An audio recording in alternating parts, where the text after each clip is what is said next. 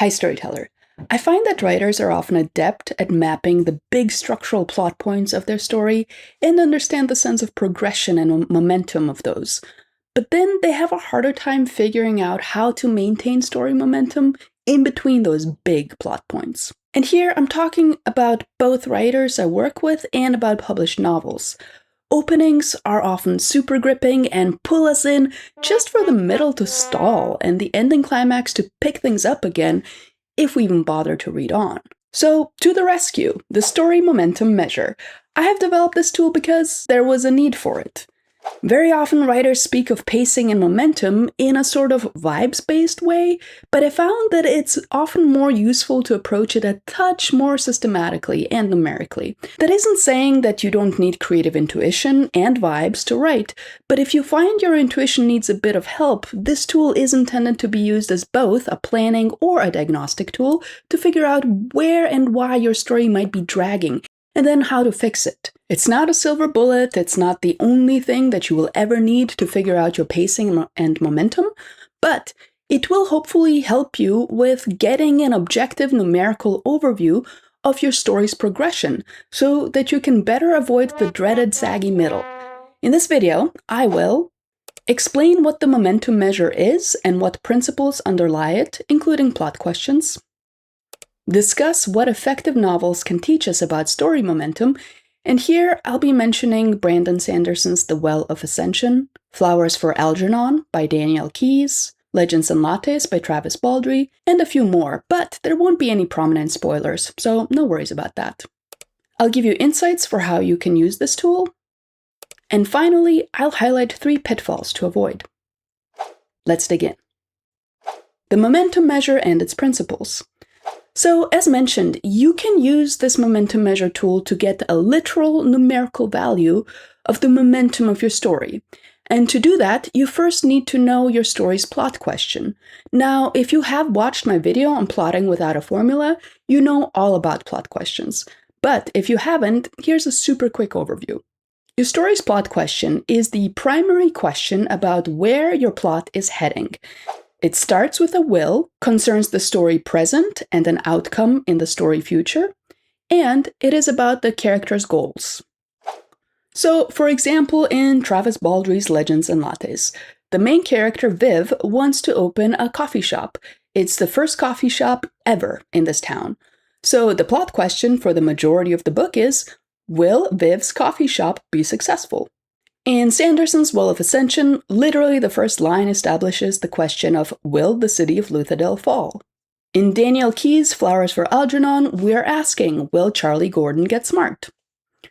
Plot questions. Once you have the plot question, it's like you have laid down a path for the reader to follow, a direction for your story to go in. Now, how quickly your story moves in that direction, that is the momentum.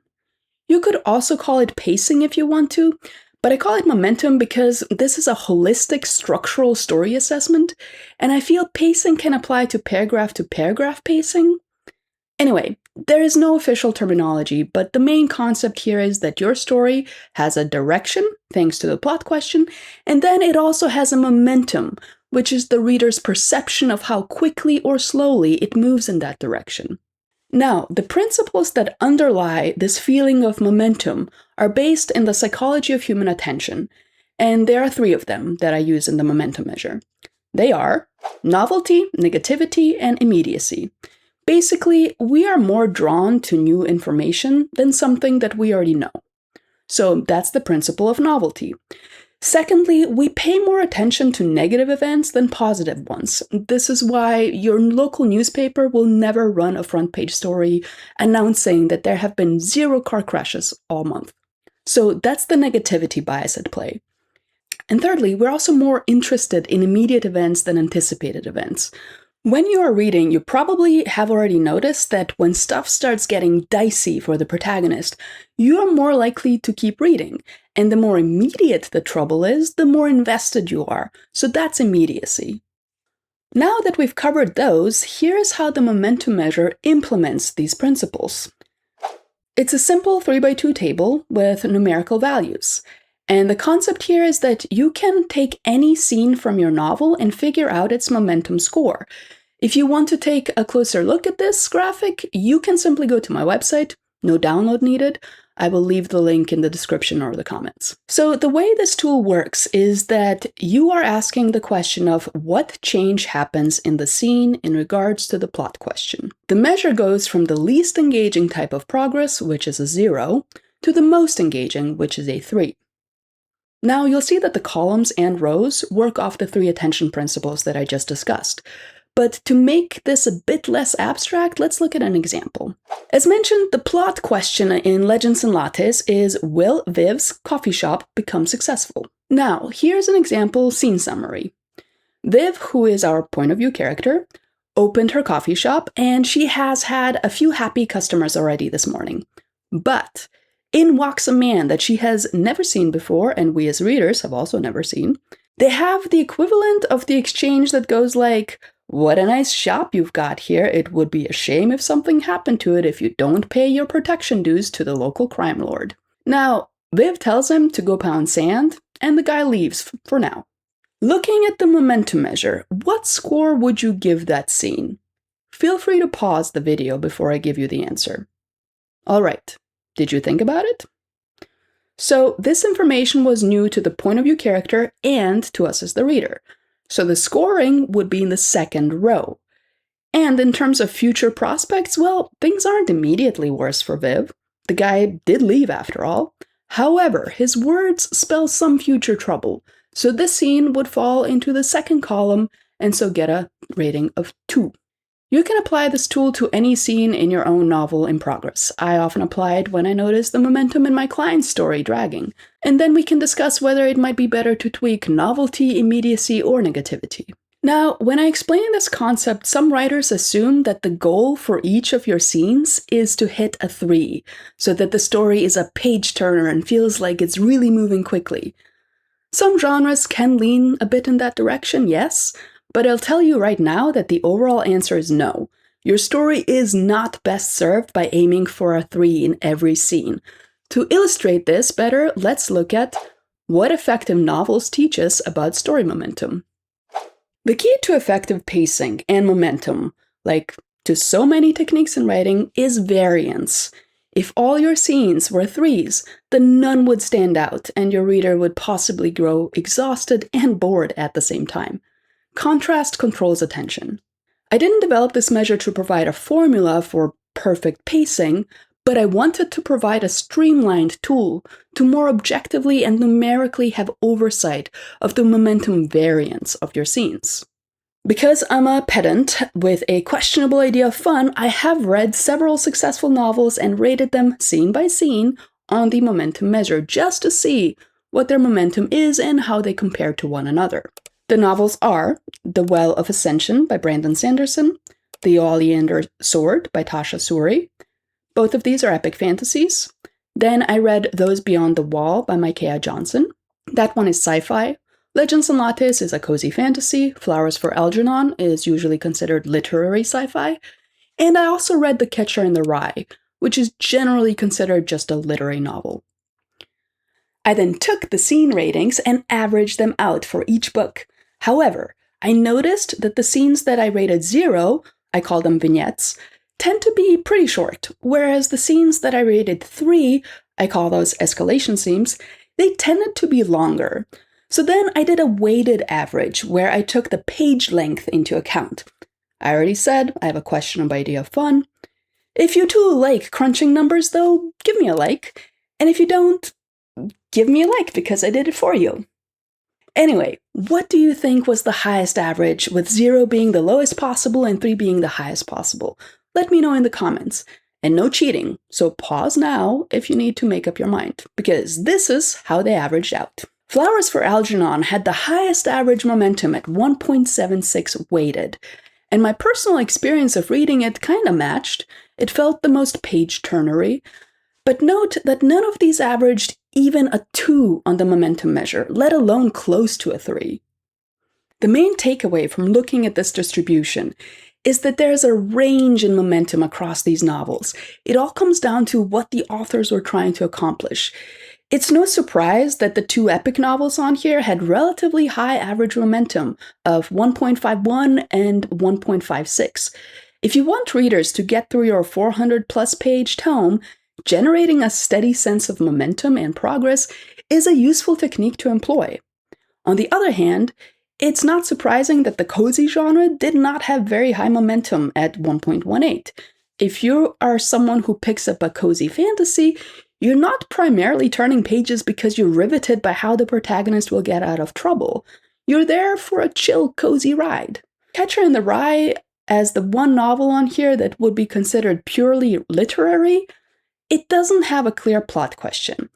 It's an episodic collection of troublesome moments that a disaffected teenage boy gets into and out of because he didn't want to go home to tell his parents that he got kicked out of school again.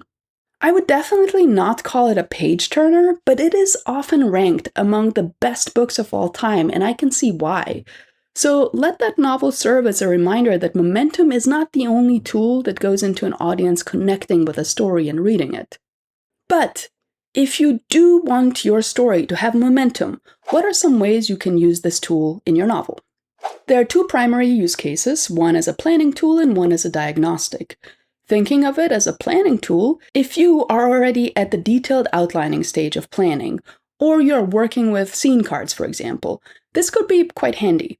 Whatever your scene cards are, I hope it's clear that you can very easily add the two axes of the momentum measure to them. If you've planned out 10 scenes and each one has the same score on the momentum measure, you can rework them already in the planning stage to vary the momentum. In this way, you save yourself time on the back end, where you would normally write thousands of words and then realize that you've got a lot of exciting information, but haven't made a lot of progress in the story. If your project is not yet at a stage where you are working on scenes, I found just the principles of the momentum measure can be helpful in the bigger picture too. It's useful for writers to ask themselves, what is the plot question here, and what are the story events creating future improvements for the characters, future worsenings, and so on. It demystifies story progress in general by giving you some concrete parameters that aren't just a vague question about, do things change? And then obviously you can use this tool as a diagnostic. Let's say you've already written a draft and you get beta reader feedback that it slogs and drags. You can then take whatever section is dragging and give each of your scenes a score based on the momentum measure. And that way you gain a bunch of insights. The two most common issues that I tend to find in my clients' work are that 1, it takes too long for a plot question to emerge, so the story doesn't have a direction. Without a direction, you're not really progressing in a way that the reader can follow. And 2, a lack of pacing variation. If you have 10 scenes and 5 of them in a row are zeros, or all of them are ones, that is an instant reason to assess whether you can complicate something to speed things up. If you are considering implementing this tool either as a planning tool or a diagnostic, here are 3 quick pitfalls to watch out for. 1, you may have noticed that I have entirely excluded mentioning scenes where information is not new to either the reader or the point of view characters. And that is because those scenes are fundamentally disengaging and would be very repetitive. I also have not found them in any published fiction. I do sometimes find them in writers' works in progress, so if you spot one in your work, I strongly suggest revising it. The second pitfall is over-focusing on pacing. I know this video is all about the momentum measure, but I want to be clear that's not the be-all and end-all of reader engagement. In season 1 of my podcast, I go into 6 different reader engagement techniques, and I explain the difference between aiming for curiosity versus likability. The momentum measure is absolutely pushing the curiosity buttons, but readers will also stay engaged through moments of low curiosity, so scenes that are zeros, so long as they like what they're reading. With that said, the third pitfall to watch out for are the scenes that make no progress, so again, the zero scenes. Every book that I've read has them. They are often used to showcase those things that readers like, such as the main couple having a chill moment after lots of adventuring, or a comic interlude, or authorial indulgences. They're important to have, but across all the books that I've analyzed, even in the case of the cozy fantasy and the literary novel, they have been significantly shorter than any other scene type. In terms of length, they were usually only about a page or less. I hope you found this introduction to the momentum measure helpful in avoiding saggy middles. And I hope your main takeaway is that there is no one-size-fits-all story momentum formula. If you want to brush up on plot questions so that you can better use this tool, check out this video. And if you'd like to dig more into tension techniques, which is the cousin to momentum techniques, this one is the video for you. My name is Tina. I'm a writer, writing coach, and recovering academic. Until next time, write on.